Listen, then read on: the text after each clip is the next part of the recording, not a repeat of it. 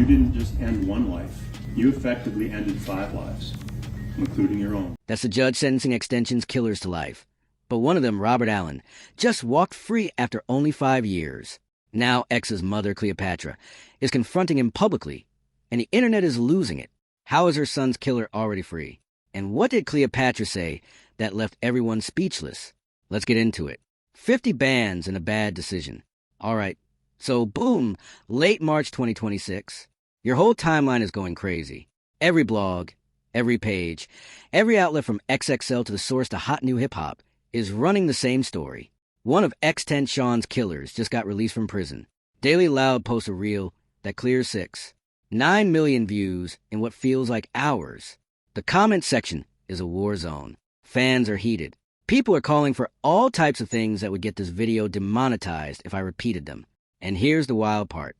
Almost all of that outrage. It was based on a lie, or at the very least some seriously recycled information that nobody bothered to fact-check before they ran with it. Because Robert Allen IV, the 4th body on indictment in the robbery and murder of Jose Dwayne Ricardo Enroy, did not just get released in March 2026. Not even close. This man had been walking free since October 26, 2023. That's more than 2 whole years of him being out living regular, working a regular job, moving through the world like a regular civilian, and not a single person on the internet caught it. Nobody pulled the paperwork. Nobody ran the records until somebody finally did. And old news became breaking news all over again. But if you really want to understand how we got here, how one of the men connected to the murder of one of the most iconic young artists the culture has ever seen ended up back on the streets this fast, we got to take it all the way back. Back to Deerfield Beach, Florida. Back to a Louis Vuitton bag stuffed with 50 racks. Back to the worst decision 4 dudes ever made in broad daylight. June 18th, 2018. A Monday afternoon in South Florida. The kind of day where the air feels thick enough to chew and the sun is beaming down like it's got a personal vendetta against everybody outside. Jas Onroy XXXTentacion was 20 years old. Earlier that day, he had pulled $50,000 in cash out of Bank of America, 500 crisp $100 bills, and stuffed them into a black Louis Vuitton bag. 50 bands just sitting in a shoulder bag like it was gym clothes. That bag would be the last thing he ever carried. He had his step with him, Leonard Kerr. The two of them pulled up to Riva Motorsports in X's black BMW i8.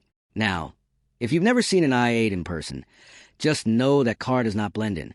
Butterfly doors, blacked out, looking like something Tony Stark would whip. You see that thing once, you remember forever, and somebody did remember it. Somebody who absolutely should not have. Dedrick Williams had clocked that same BMW i8 at a probation office months earlier. On this particular afternoon, Williams was behind the wheel of a rented 2017 Dodge Journey, rolling with 3 other dudes, Michael Boatwright, Trayvon Nunn, and Robert Allen. These 4 had set out that day with the explicit intention of hitting licks, armed and looking for targets. They weren't specifically hunting for X. They were hunting for anybody. But when Williams spotted that I ate sitting in the Riva Motorsports parking lot, anybody turned into a come-up worth $50,000. Williams wheeled the Journey into the lot. He pulled up an Instagram photo to confirm the whip belonged to X. Then he and Allen hopped out and walked inside the dealership, walked right past XXXTentacion himself, who was inside browsing bikes with his uncle. Not knowing 2 of the men who would help end his life had just strolled past him like customers. Because his mom just asked me to accompany him somewhere at the time. That's Leonard Kerr on the stand, X's step-uncle, explaining how he ended up in that car that day. He wasn't there for any reason other than his nephew's mom asked him to ride along. Just keeping X company while he went to look at some bikes. It was like beside, behind, just looking around on the bike as well. On the bikes inside. X was vibing, just a young dude with money in his bag, checking out motorcycles, talking to the sales floor, living his regular life on a regular afternoon. Meanwhile, Williams rocking a white tank top and some loud-ass bright orange sandals. Copped 2 black ski masks from inside the store. All of it caught on Riva security cameras. And then he and Allen bounced back to the truck, where the real conversation went down. Allen later testified. He tried to dead the whole plan on the spot. He told them, "I don't think it is a good idea. I just went in there, and I am on camera." But Williams wasn't trying to hear that. He looked at the group and basically said, "Y'all scared?" And Boatwright sealed it. "All right, we're gonna get him." So they parked the Journey across from the north exit, and they sat 10 minutes, maybe 30, just posted up, watching waiting for X to come outside. The kind of patience that only comes from people who've already made up their minds about what they're about to do. When X finally walked out, climbed into his BMW, Kerr riding shotgun, and started pulling toward the exit, Williams, through the journey right in front of him, boxed him in completely. No way out. The exit, when you pull out, you stop, you look to the left, I look to the right. Kerr is describing this moment in real time on the witness stand.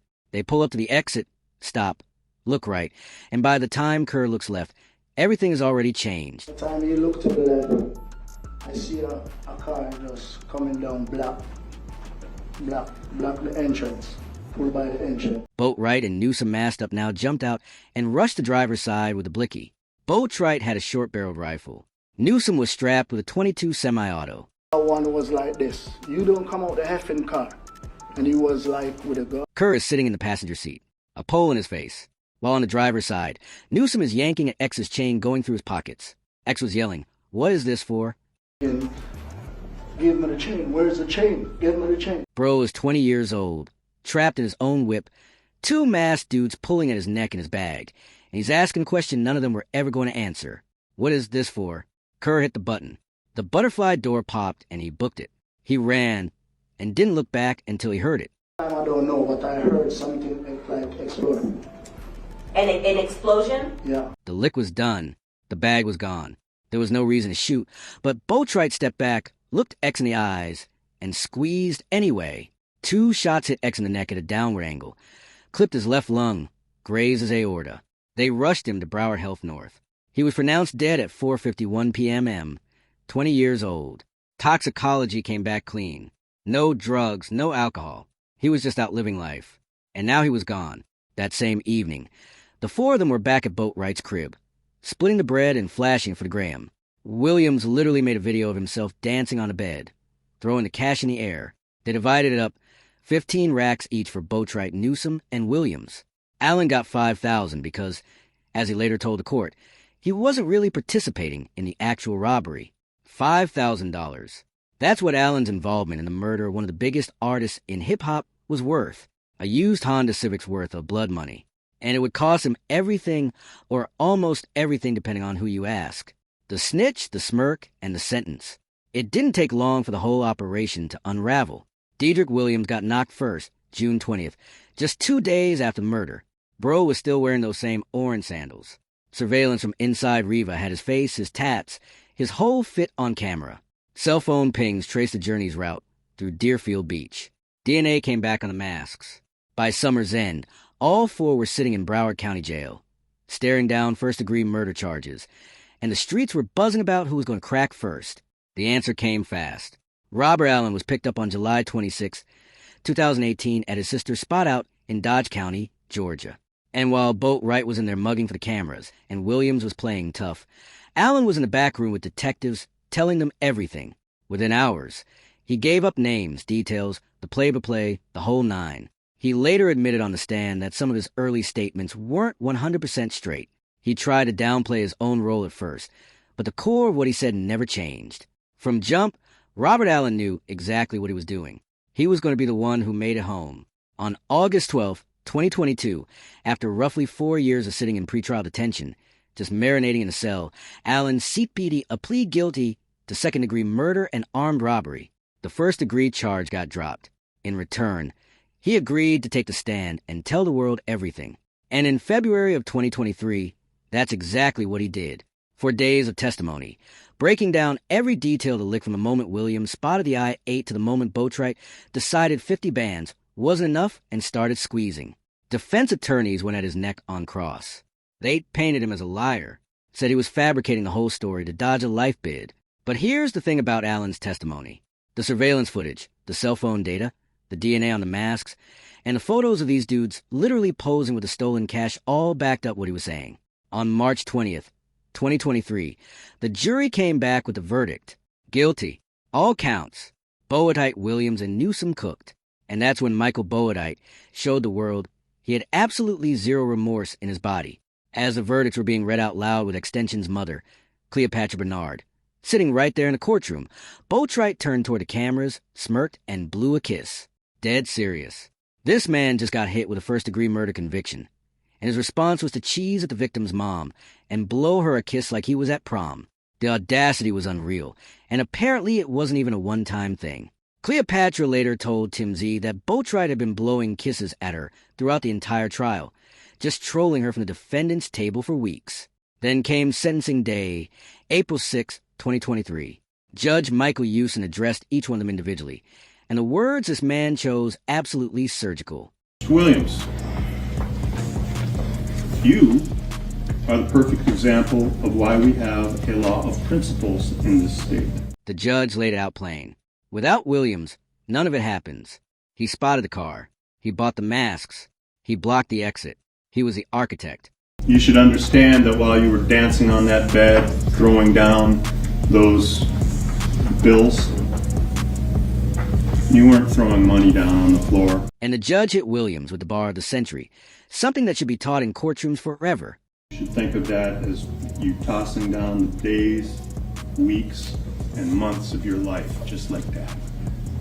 Like so many pieces of paper. Every bill Williams threw in that video, every hundred he flipped in the air while celebrating was a day of his life he would never get back. The judge literally told him he was dancing on his own grave, and then he turned to Boatwright. Mr. Boatwright, you turned a robbery into a murder. And on that day, when you stood there and fired that weapon, the judge paused, letting it sit, and then he finished it. You didn't just end one life.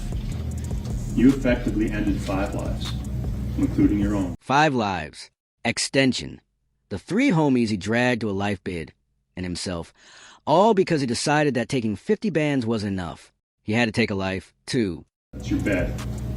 And next to it is a stainless steel sink and a stainless steel toilet. That's the furniture that you have in that cell. A steel slab welded to a wall.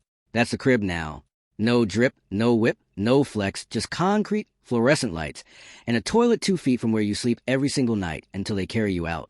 You'll spend every hour and every day and every week and every year of your life in that cell. Boatwright caught 2 consecutive life sentences without parole, plus an extra 30 years stacked on top. Williams and Newsom both got life without parole. Done, wrapped. No appeal is saving any of them. And Cleopatra, she had waited 5 years for this exact moment. She went straight to Instagram and posted, "God is good," with the prayer hands over sentencing headlines. She wore a t-shirt with Joss's face on it and wrote, "I made sure you were present in the room." And then she went full savage in a TMZ interview.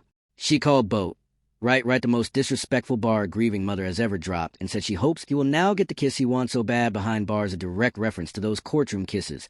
And for Williams and Newsom, she left them with some advice they'll be thinking about for the rest of their natural lives. She hoped they retain a firm grasp on the slippery slope. That's a mother who buried her 20-year-old son, waited half a decade for justice, and delivered the most stone. Cold press conference in the history of criminal sentencing. But then 5 weeks later, on May 17th, 2023, a very different sentencing happened. Robert Allen, the snitch, the rat, the one who told it all. He stood in front of that same judge and waited to hear what cooperating with the state was worth on the open market. I genuinely believe that you are sorry for what you have done and not merely sorry for yourself. That's Judge Ian speaking directly to Allen. And then came the number 7 years. On counts 1 and 2, this court will find you guilty, adjudicate you to be guilty, sentence you to 7 years in Florida State Prison. With credit for nearly 5 years, already served sitting in Broward County Jail awaiting trial, plus 20 years of probation, which meant this man convicted of second-degree murder in the killing of one of hip-hop's most beloved young artists, was about to be back on the streets before the next album cycle, Free Man Ghost Life. October 26, 2023. Robert Allen walked out of Florida Correctional Facility.